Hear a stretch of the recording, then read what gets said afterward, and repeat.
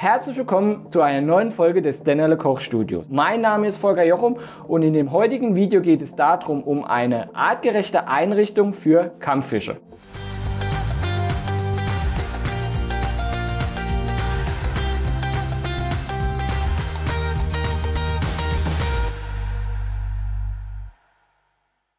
Hi Leute, nicht wundern, ich ziehe gleich meine Kochjacke an und dann geht es auch schon los mit der Kochshow.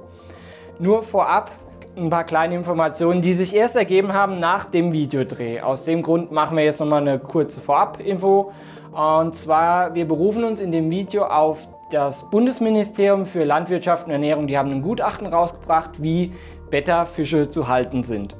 Jetzt ist es so, das Gutachten wurde 1998 erstellt und da gab es im Handel wirklich nur Wildformen von den Bettas. Und inzwischen hat sich das alles ein bisschen geändert. Es gibt jetzt Hochzuchtformen und die haben ein bisschen andere Haltungsbedingungen. Und in dem Video, was wir euch zeigen, richten wir einen 70er Tank ein und der ist extra gemacht für Giant Bettas. Also Giant Bettas sind ein bisschen größere Bettas und wir haben uns auch nochmal professionellen Rat geholt und zwar die Sabrina Dichne. Die wird uns auch in der Episode 2 besuchen kommen und bringt dann auch die Fische mit und erklärt euch, wie man die Tiere richtig hält und bewertet auch das, was ich gleich kochen werde. Dann jetzt viel Spaß bei der Kochshow. Wir richten heute unseren neuen 70 Liter Scapers Tank ein. Das Aquarium sollte relativ stark strukturiert sein, um dem Kampffisch dann auch noch ein bisschen mehr Schwimmraum zu geben und ein bisschen mehr Rückzugsmöglichkeit. Kurz noch zu den Wasserwerten, also der Kampffisch mag weiches bis mittelhartes Wasser und eine Temperatur von 25 bis 30 Grad. Eher lieber, also die Kampffische mögen eher lieber ein bisschen wärmeres Wasser, aber da wir auch in dem Kampffisch-Aquarium Pflanzen halten wollen, kann man so mit zwischen 25 und 30 Grad, also ich empfehle so 25 bis 27 Grad könnt ihr eure Temperatur im Aquarium regeln. Dann starten wir mal mit der Einrichtung. Als allererstes logischerweise der Nährboden. Hoppla. Und für das nehmen wir unseren neuen Debonit Mix Black. Ist jetzt auch neu im Handel erhältlich. Ist ein Nährboden. Also alle Leute, die unseren normalen 9 in 1 kennen, unseren Professional, unser Debonit Mix Professional, unser normalen Standard-Nährboden, haben wir jetzt auch ein neues Produkt und zwar den Professional in schwarz. Und er ist auch noch mal ein bisschen, er hat noch mehr Power wie der normale Nährboden. Für einen 70 Liter Tank reichen 2 Eimer, dass wir auch da genug Material haben, dass die Wurzeln mit Nährstoffen versorgt werden. Und Black ist er aus dem Grund, weil die meisten Leute schwarzen Kies verwenden. Und aus dem Grund haben wir den Debonit Mix Black auch schwarz gemacht. Weil viele kennen das Problem, ihr habt ein Aquarium, es ist ein Jahr im Betrieb, aber es geht auch mal da trotzdem eine Pflanze kaputt, die muss man austauschen. Die Wurzeln sind im Boden, man zieht die Pflanze heraus. Was passiert? Ihr zieht den ganzen Nährboden mit hoch und wenn ihr schwarzen Kies habt, ist das nicht so schön. Und aus dem Grund haben wir einen schwarzen Nährboden, den haben wir auch noch mal richtig mit mehr Kavums aufgeladen. Also es ist ein interessantes Produkt, guckt es euch mal an. Als nächstes kommt unser schwarzer Garnelenkies rein. Kann man auch schön grob verteilen. Für das Layout, was ich mir heute überlegt habe, reichen 2 mal 2 Kilo von dem Garnelenkies. Und den verteilen wir wieder mit dem Pinsel.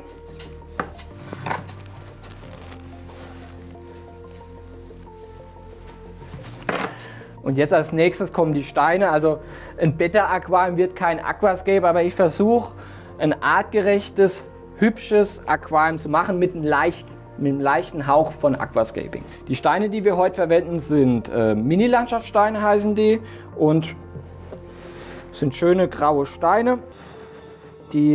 Man kann einfach ein schönes Layout mit denen machen, also das ist nicht unbedingt kompliziert, mit dem Stein ein schönes Resultat zu erzielen. Und aus dem Grund nehme ich die auch immer ganz gerne. Und dann verteilen wir sie so ein bisschen im Aquarium, versuchen sie ein bisschen schön anzuordnen.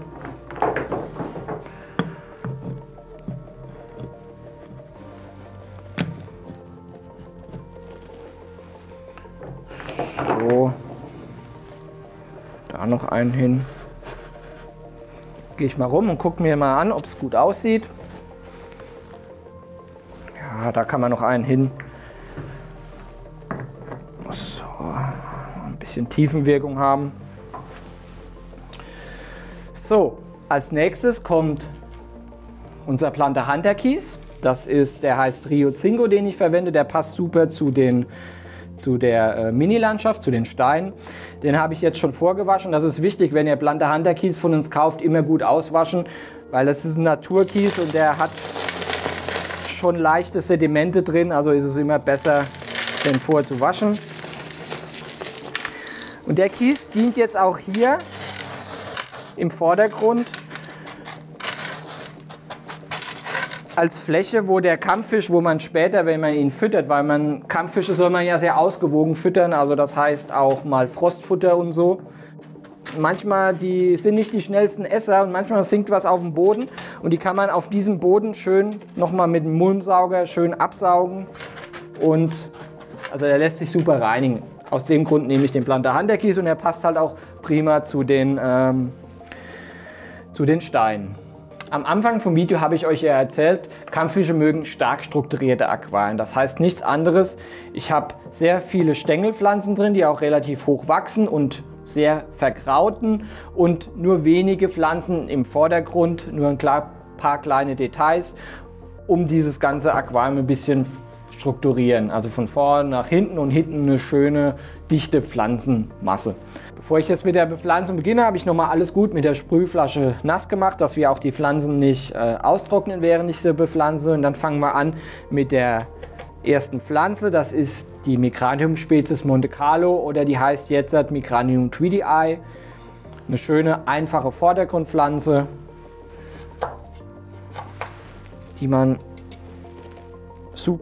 ist auch super geeignet für Einsteiger, also ist eine echt dankbare Pflanze. Wächst ähnlich wie die bekannte HCC, also die Himianthus cuba, ist bloß wesentlich einfacher.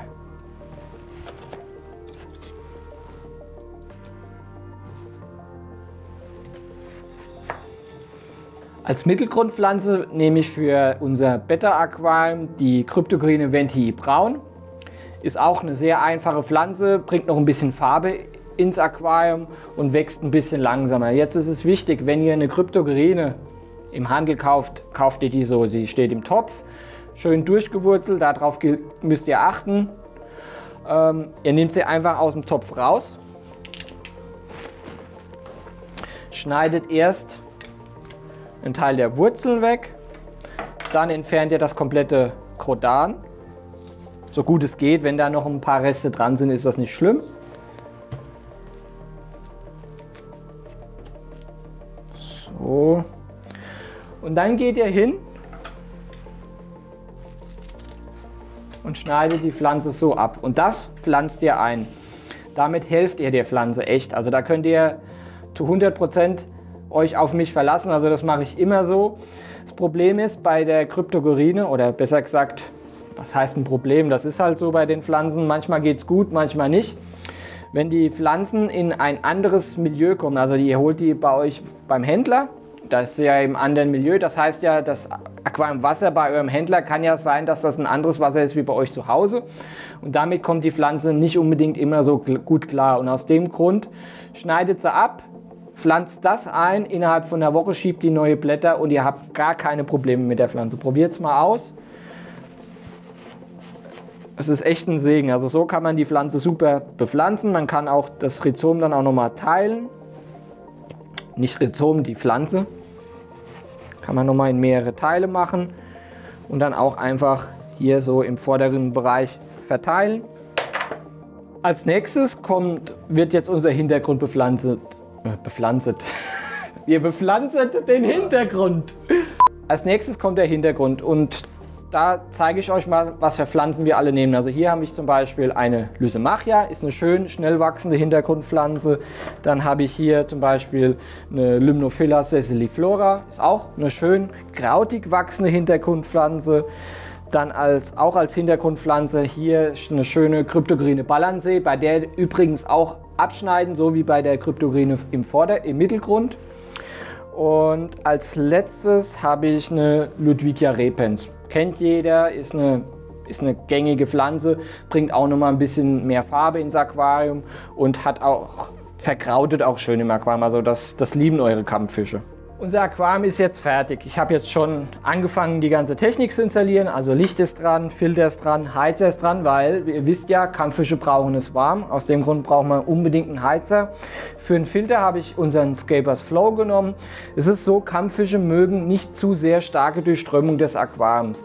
Bei dieser Größe und mit dieser integrierten Lilypipe ist die Strömung auch nicht so stark. Also die verteilt sich schön flächig im Aquarium. Beleuchtung habe ich 2 Style L. Es ist auch so, ich habe ja den Vordergrund nicht bepflanzt, bewusst nicht, weil ich mehr die Pflanzen im Hintergrund möchte, wegen den Rückzugsmöglichkeiten. Und da reichen beim 70 Liter Tank auch unseres 2x8 Watt Style L aus, weil hier, wo die Pflanzen sind, der Bereich ist komplett dunkel. Jetzt gibt es noch eine Pflanze oder eine Pflanzenart, die man in einem Betta-Aquarium unbedingt halten sollte, und zwar sind das Schwimmpflanzen. Jetzt habe ich hier einmal 2 Döschen, das sind eigentlich beides die gleichen Pflanzen, Salvinia heißt die Pflanze. So sieht die Pflanze in der Natur aus. Und so wird die Pflanze dann aussehen, wenn ihr sie ins Aquarium macht. Ich nehme die und die könnt ihr auch einfach hingehen, schön im Aquarium verteilen. Die kriegt dann auch später schöne lange Wurzeln, die runterkommen. Das mögen die Kampffische sehr. Und dann habe ich jetzt noch was gebaut, und zwar das hier. Das ist ein sogenannter Schwimmring. Den lege ich jetzt hier auf die Wasseroberfläche. So. Zum ersten hält der Schwimmring in diesem Bereich die Schwimmpflanzen ab. Das heißt, unter dem Schwimmring kommt auch nochmal Licht ins Aquarium.